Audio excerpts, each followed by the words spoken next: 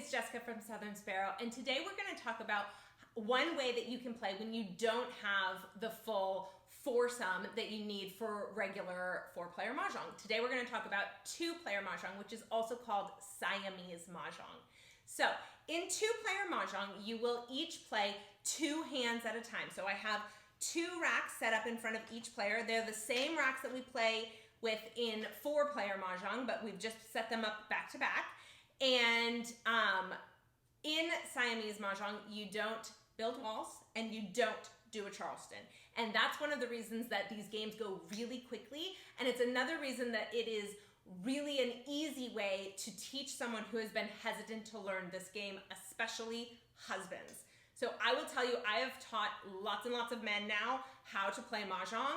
Lots of my friends' husbands have learned how to play. And I will say that when we get to the point in the lesson that we've kind of taught everyone how to play how to do the Charleston, and we're ready to get into gameplay, there is some weird shift. Husbands have a hang up of, what do you mean we've spent all this time doing this Charleston and the game hasn't even started yet? So if you have a husband like that who is Charleston resistant, teaching them Siamese is a great way to get them involved in the strategic hand building aspects of the game in a way that feels more approachable and is a bit more date nighty.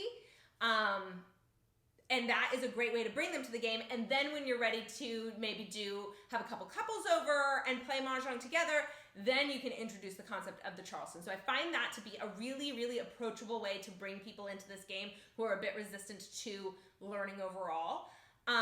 So you will set up with two racks in front of each player. Again, we're not going to build walls, so we're just going to dump all of our tiles in the middle of the table. You're going to turn them all face down. We're going to mix them up, and then each player will self-draw their tiles from the middle of the table. I can draw from tiles over here. It doesn't really matter, but one player will draw 27 tiles, and the other player will draw 28 tiles. That player is essentially the east seat, though it's not called that in Siamese. And they will start the game with that first discard. So that's why there's one player that has 27 and one player that has 28. It's just like in a four-person game where three players have 13 tiles and the fourth player has 14 tiles. That's the person who starts the game with that first discard. The reason that you have 27 and 28 and not 26 and 27 is that you need to be one tile away from being able to declare Mahjong on both hands, which means one hand must always be at 14 tiles and the other hand must be at 13 when it's not your turn and at 14 when it is your turn or when you Mahjong. So to win in Siamese Mahjong, to win in two-player Mahjong, you will Maj both racks, both of your hands. You're playing two hands at a time. So I often find that when I draw my tiles in a game of Siamese, I will have one rack that feels very solid of, oh, I know what section I'm going for. I probably even know what line I'm going for on the card. That one feels really solid. I've got maybe 9 or 10 tiles towards Mahjong on that one hand. And then the second rack is where I'm a little bit more like, okay, let's zero in on a section. Let's zero in on a couple of hands that work. That's how I find it to be.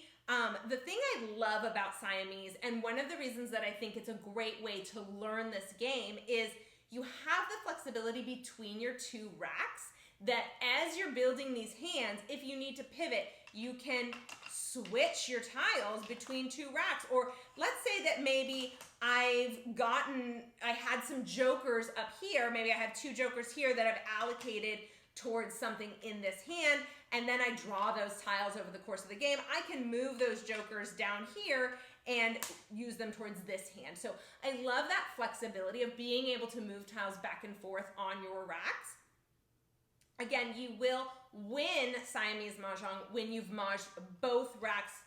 And the question that I get a lot on videos about Siamese Mahjong is, well, what happens if I win one line? What happens if I'm ready to Mahj one line? Well, you don't have to disclose that to your opponent. You can Mahj one line and just leave that on your rack down or leave whatever exposures you have out. There are really kind of two reasons that I think it makes sense to Mahj a single line even though you haven't yet won Siamese. And those two reasons are if you have some jokers in your exposures and you Mahj that line, you're locking those jokers in. The person you're playing against can no longer swap for those jokers if that line has been called for Maj. Meaning, you've gone up on your rack, you have that, you're saying, I'm Majing this line, and you have 5 jokers exposed. That player cannot take any of those jokers as part of a joker swap. They're locked. The second reason that you may want to Maj one line when you're not quite ready with the second line would be if, for some reason, you need to call for that last tile to Maj. So we know that you can call for Mahjong if you need a single, maybe you're building a pair, a group of singles like News or 2025. Maybe you're playing a concealed hand, a hand that's marked on your card with the letter C next to the point value. Those are concealed hands, meaning you cannot call throughout the game, but you can call for that final tile needed for Mahjong.